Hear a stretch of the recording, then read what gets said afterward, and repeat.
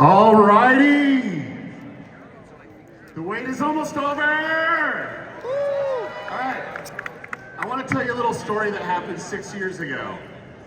So 6 years ago, I get this DM on Twitter, and there's a creator that I've been kind of following a little bit, and he's like, dude, do you want to jump on the phone to talk about data and YouTube? I'm like, yeah, I'm down, let's do that.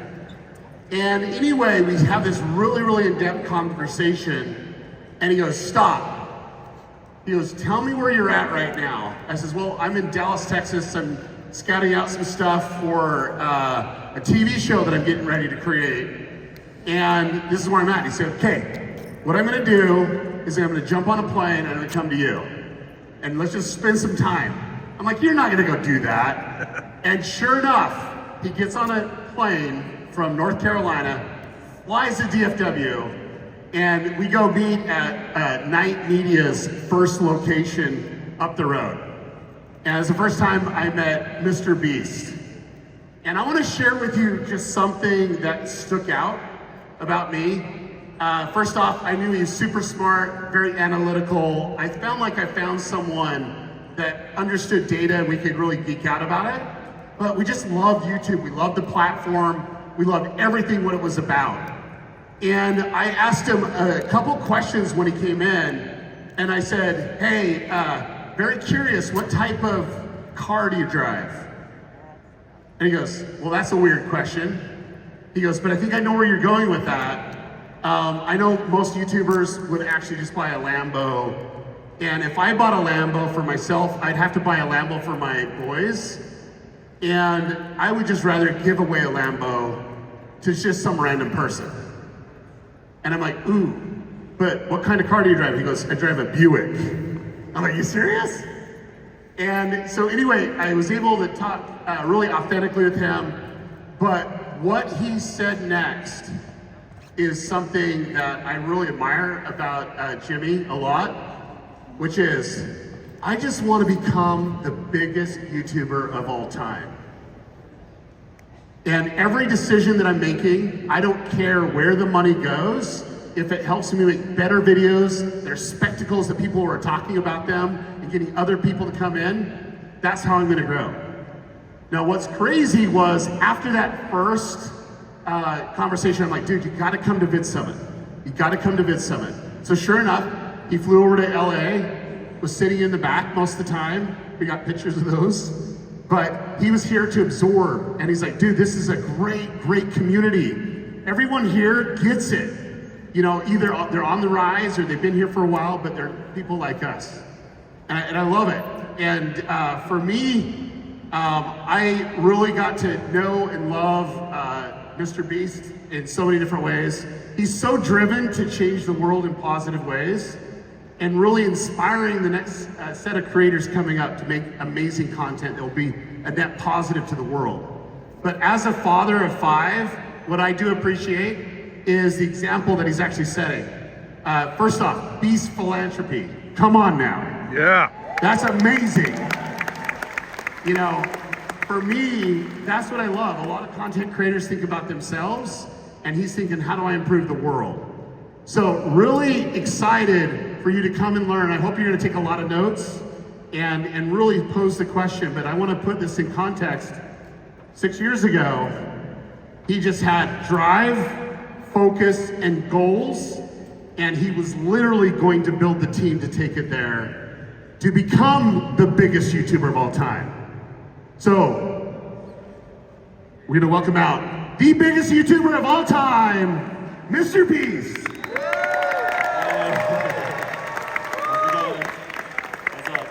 Intro, I appreciate it.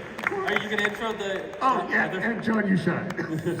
And John, we're gonna do a little Q&A. John, right. Come up. Give him a round of applause as well. It's so nice having a much bigger room this year. Like, because last time the walls were crowded and everything. Yeah. How many of you is this your first VidSummit? All right. Quite a few. All right, Jimmy. I think I met you 5 years ago at my first VidSummit. Agreed. Back when you were working at Instagram. Yeah, we were working at YouTube and then left for Instagram, and I just remember, even back then, you had so much of that drive that Daryl was talking about. I thought we'd bring it back to the audience to start off. How many of you guys struggle with coming up with a good video idea? How is everyone's hand not up right now? So I think, Jimmy, you've not only been great at coming up with great video ideas, which is the basis of your business and everything that you're doing, but you developed a process around it too. Can you take us through, how do you come up with ideas for your videos that are now getting hundreds of millions of views? And what does a brainstorm meeting look like at Beast today? Yeah, love it. We're jumping right into it. Like I said, though, thank you everyone for being here, and I'm hopefully adding a lot of value to your lives through this Q&A. So the first thing you asked is basically, how do we come up with ideas? And to be honest, as time has gone on, it used to be way more data-backed and everything, but now it's mostly just like, I look at the idea and I'm like, do people actually want to watch that? It's more gut feeling, and yeah, it's kind of weird, because if you asked me 3 years ago, I would have been like, well, I'd search it on YouTube and look and see if that concept performs a bunch and things like that, but at the end of the day, if it's like an actual great idea that hasn't been done before, usually people will show up and watch it, especially if you execute it well and above their expectations, if that makes sense. Totally. So, yeah. But I'm gonna push Jimmy on this, because I think what's instinct for you now is something that a lot of us can learn from. So I've been harassing his entire ideas team for the past 24 hours.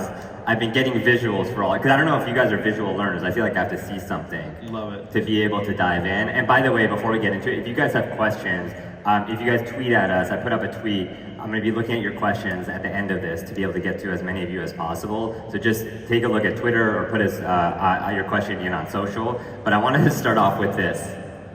What are we looking at? I told him he could talk to my team, so this will be interesting.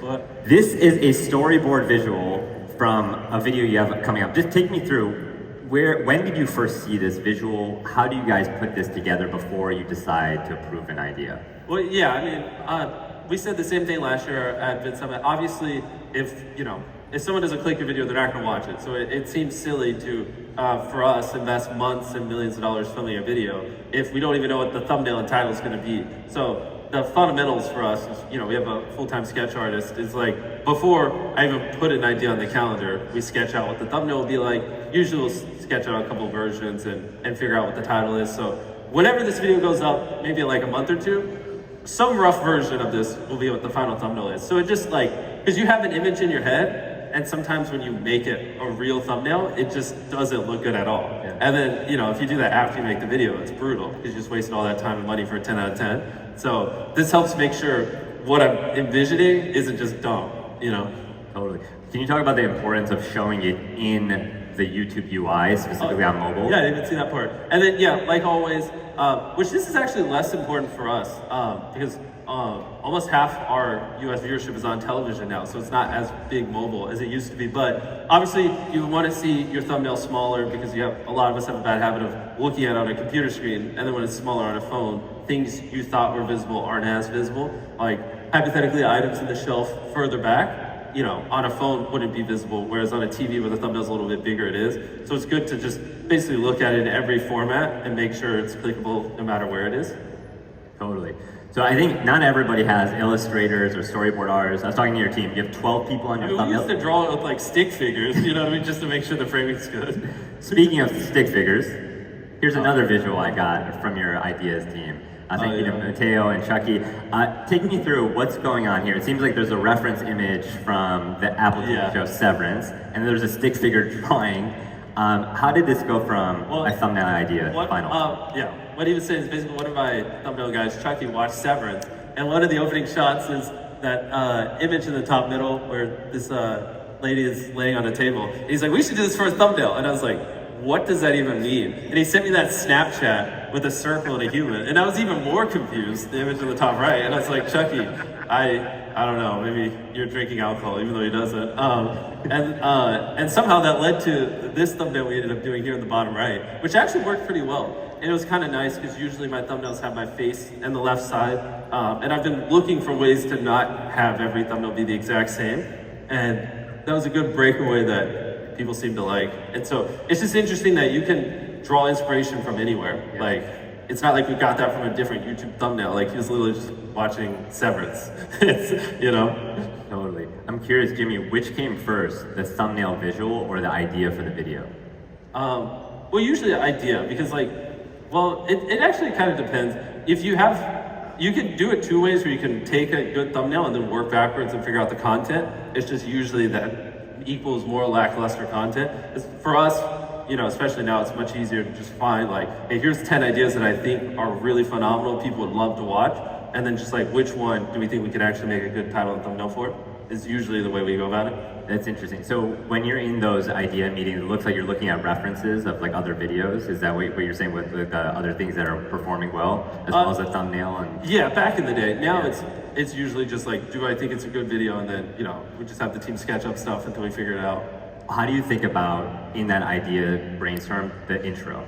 Are you thinking about like what that looks like? Are you asking for your team to give you the first line of the video and then you go from there? Like, how do you think about that first line? Yeah, well, a big thing that I still don't hear too many people talking about is autoplay. So obviously, when it's on mobile, just as important as the thumbnail is the first 5 seconds, not because people click and for attention, but because, a lot of people, when they open up YouTube, the first video they'll see is ours because they've watched like our last 50 videos, so we upload, they'll get our new one first. That first video autoplays. Sometimes it autoplays so quickly you don't even see the thumbnail. So you also have to think of the first couple seconds as the thumbnail as well. So yes, it's usually like, is it a good idea that we can make a 15-minute video on?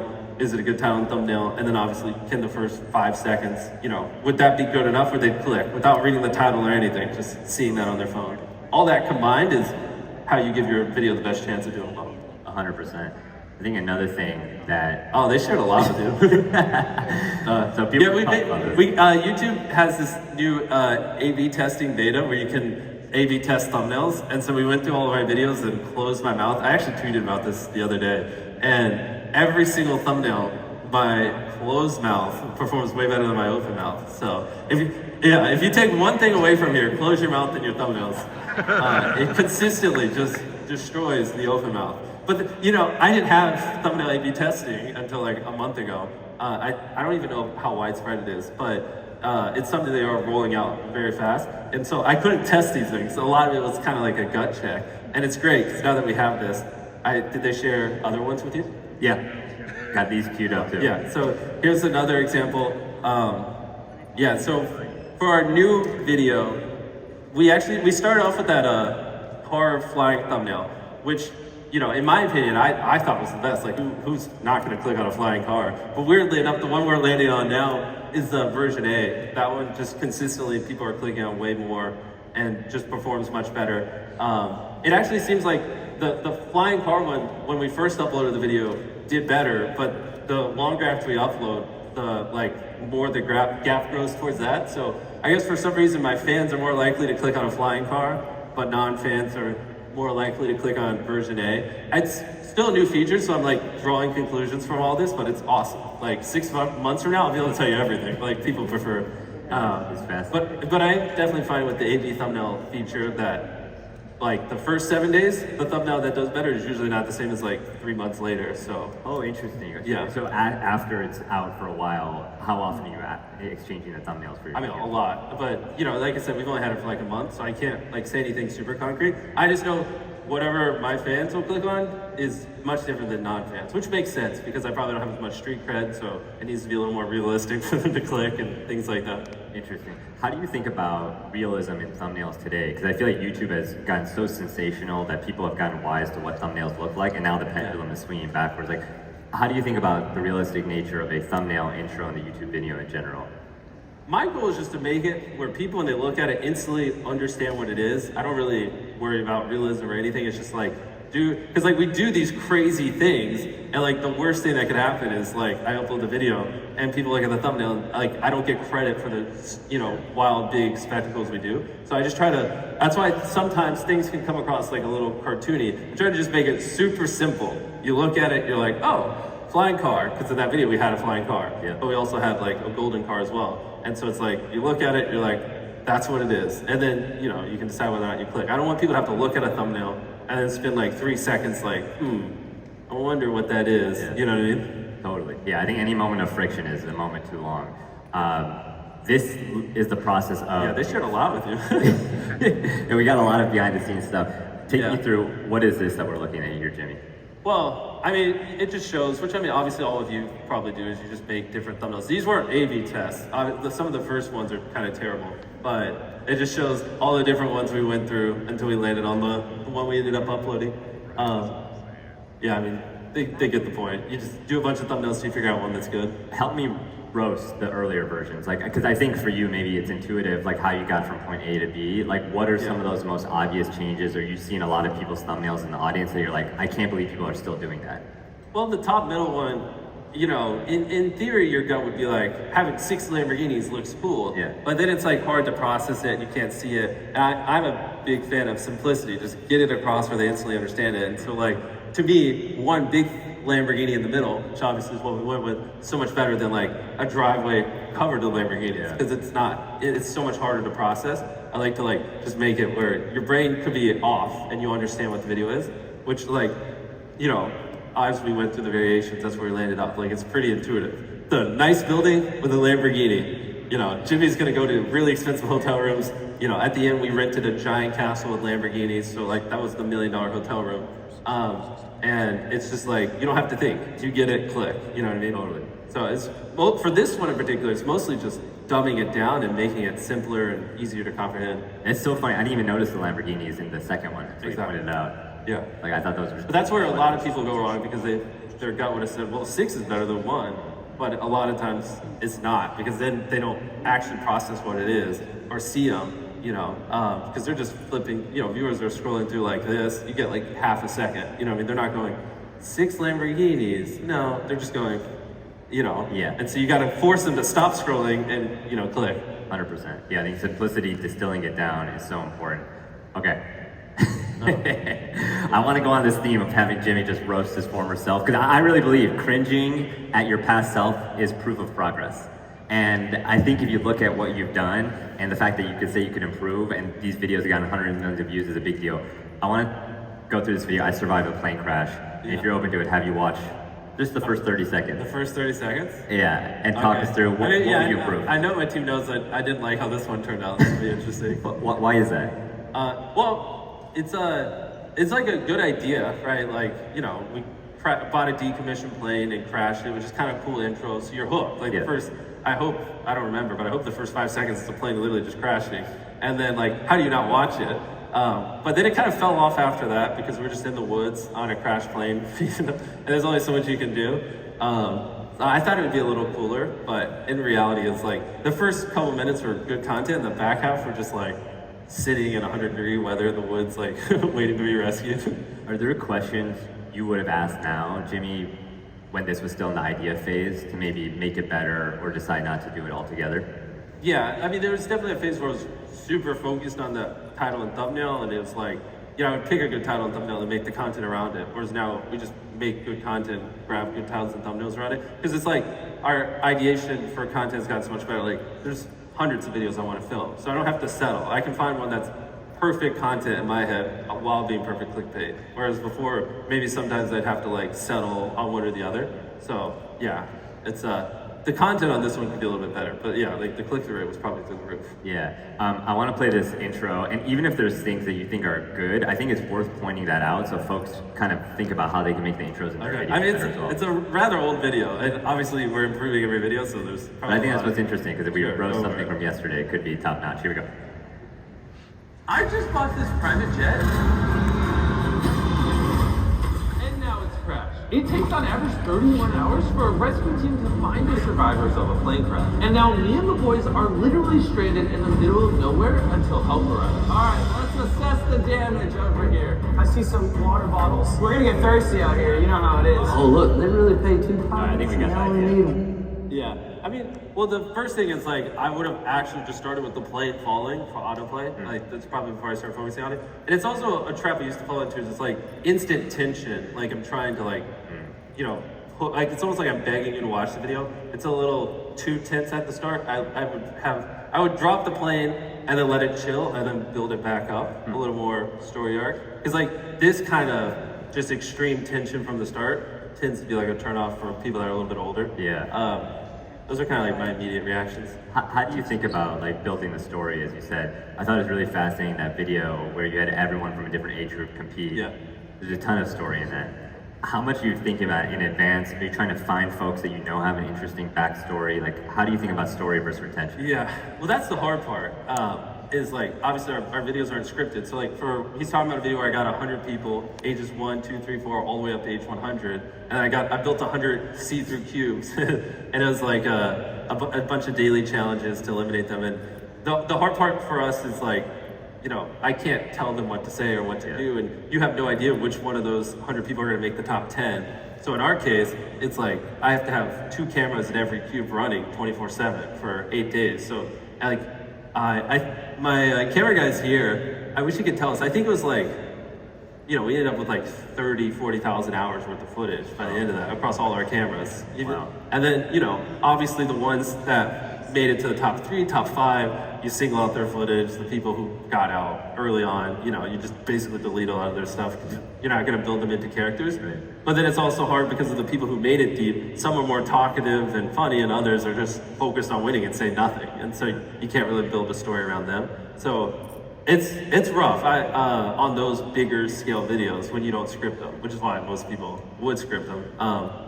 So I don't even remember what the question was. There's many breakdowns. I mean, I think looking at it in post as well as, it sounds like the folks you bring on, like, I mean, even the different countries in your recent video, you had people basically compete in a YouTube style Olympics. Yeah. And there's inherent story in that as well. Yeah. How much do you like go through that footage? Or are you being given like a rough cut? Like, what does that post-production look like? Because I think the edit is so important to making these videos Of course. what they are.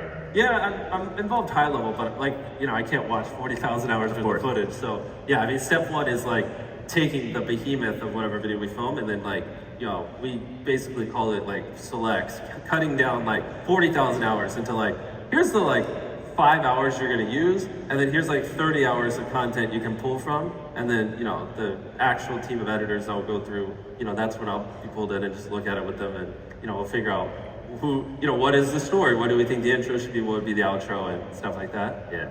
Yeah. Cool. I want to keep you on your toes. So I talked to Jimmy's team, and I'm like, give me a few ideas that are really good, but Jimmy said no to. Oh, lovely. And I want to ask you, why did you say They're really no to good these when I ideas? say no. and I mean, if people want to take these ideas, I mean, they're really hard to pull off, but I think they're fascinating. Okay, ready? Ready for the first one? Yeah, man. Okay, here it. Phone drop test from space. Apple versus Android. Why did you say no to that? Well, I mean, my first reaction I'm was clicking. probably like it could kill someone, and so. Yeah. But for long form, obviously, you can't get enough content out of that. So that would honestly be a fine short. If you could figure out how to drop an iPhone and Android, and the wind drift not get it where it could actually hurt someone, I feel like that would be cool to see. Yeah. But it's also like, obviously they're both gonna get obliterated. So that's where maybe like you drop it with like the world's strongest phone case on each and compare the difference or something like that. Interesting. Or it's just like dropping an iPhone from space with progressively stronger phone cases. Like that would be more interesting. That's, wow, my sponsorship brain is like going like high gear. Like that'd be really interesting to see. All right, next one. What does a billionaire eat for lunch? Yeah, I mean, they actually pitched that to me recently. I mean, I think they pitched it's it just not yesterday. entertaining. Who cares? Well, it's like some things actually, some ideas sound good on paper. Like that's one that you'd be like, oh, what do billionaires eat? Like they probably eat all this crazy stuff. But in reality, like the actual video would be like, hey, Mark Cuban, what do you eat for lunch? Yeah. And he'd probably just be like, oh, steak. And it's like, okay, well, this is boring. You know what I mean? Which is something I have to train people all the time. Is like a lot of stuff on paper is like, oh, that's awesome. But in reality, when you role play it in your brain, it's like, oh, that's actually kind of cringe. Like, who cares? Yeah. Next idea that you said no to. Giving an abandoned dog the best day ever. Well, in my defense, it's only because I said we should do 100 abandoned dogs. Oh, okay. Not one. You want to be extra generous. Yes. So maybe that idea is still in the pipeline. Yeah. Yeah. Who knows? Check your YouTube homepage in a few weeks, guys. What does the brainstorming process look like for shorts versus long form? Shorts versus long form. Well, I mean, obviously for shorts, I still feel like a lot of people, focus a lot on the idea, but it's like, obviously there's no title and thumbnail. For shorts, people are just flipping like this. The thumbnail is the first second, the very first frame and things like that. So it's like shorts, you can just be purely content based. You just gotta hook them in the first 3 seconds and then just make a banger video. Whereas like, obviously getting someone to watch a 15-minute video is a lot bigger of an investment. You really have to sell them on why you should commit to this 15-minute video.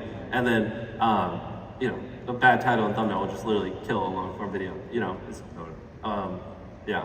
Yeah, I think I would like to, the first frame to a short form is as important as the thumbnail to the long form, and too many people overlook it.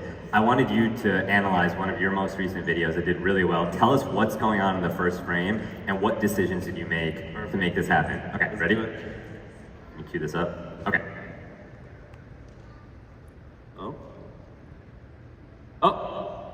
That was the whole short, guys. Short form. This is it. It's actually That's a it. photo. What's the short? It's a revolutionary new Response concept. of 5 million people behind you. Let's see if random people can. In front of you is 5 million people. You'll have 15 seconds to point out each of them, and if you do, you win 10 grand letters. Go. Nobody's here. Oh gosh, there's one person there. 2, 3, There's one laying down the wrist, yeah. 4 over there, the toilet paper. Okay, where's the fifth one? Down there, yes. Oh my gosh, you actually got it. Here's 10 grand. It's a little heavy. It's not a problem. Gang, let's head Not a out. problem. Yeah. Well, so obviously for the intro, the problem is if I was just started with her and go, there's 5 hidden people, the viewer wouldn't understand it, which is why I wanted to start it like that so they could get the concept. But if I were to redo it, I was actually just watching it with them, I would leave the shots down the hallway in the grocery store, I'd leave that shot longer so the viewer can play along. It was a little hard, like, it was a little too snappy. But yeah, for the most part, like that one, if we just started in the grocery store, it would have been a little weird. So that's why we did the hook at the start, then went to it. This short is actually getting like 1 million views an hour right now. It's doing really well. I was pretty surprised, to be honest. What? That's incredible. Casual. Sorry, I was just looking at the stuff before I came up here. What changes were you making to that first frame, like on set or pre-production, to get it where it was? I was just making sure you couldn't see the 5 people behind me, obviously. Because, you know, if you couldn't, and then they move and you could, you're like, the viewer's like, oh my gosh, this is crazy. That's high effort. Right. And then now they want to play along and do it again. So Yeah. their attention's very flat. Yeah, the interactivity is fascinating. Let me just go back to the first frame. Oh, Well, the first frame on this one is just me, so it's not as good. That's Yeah. where it could be optimized for. interesting. So maybe you would have been more like outside the shot or like somewhere where you could see a bit more of the background and what's going on. Potentially. Yeah. But it's still doing well, so. No, You don't have to be perfect every time. which is another lesson in and of itself. Jimmy, what does your month look like now in terms of how many shoot days do you have per month? And what does a shoot day look like for a MrBeast main channel video?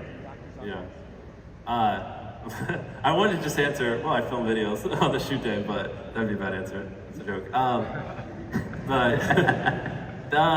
Well, the thing is, we're trying to upload weekly, you know, the rest of the year, starting this weekend. So the past few months, I've just been filming like 25, 28 days a month, which is ideally, you know, the only thing I can't do is outsource filming. You know what I mean? I can have people help me with everything else and get it where it's pretty low lift and make it where it's not as hard for me to do. So my goal for like the last 7 years is to get it where most of my time is spent filming and not doing other stuff. And so we finally kind of gotten to that point where I've gotten good enough people around me where, you know, instead of having to brainstorm stuff for 10 hours, they can kind of do a lot of legwork and then I just pick what I think would be best and optimal.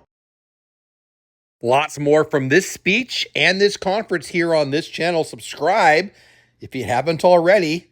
How great was this? MrBeast. Love it.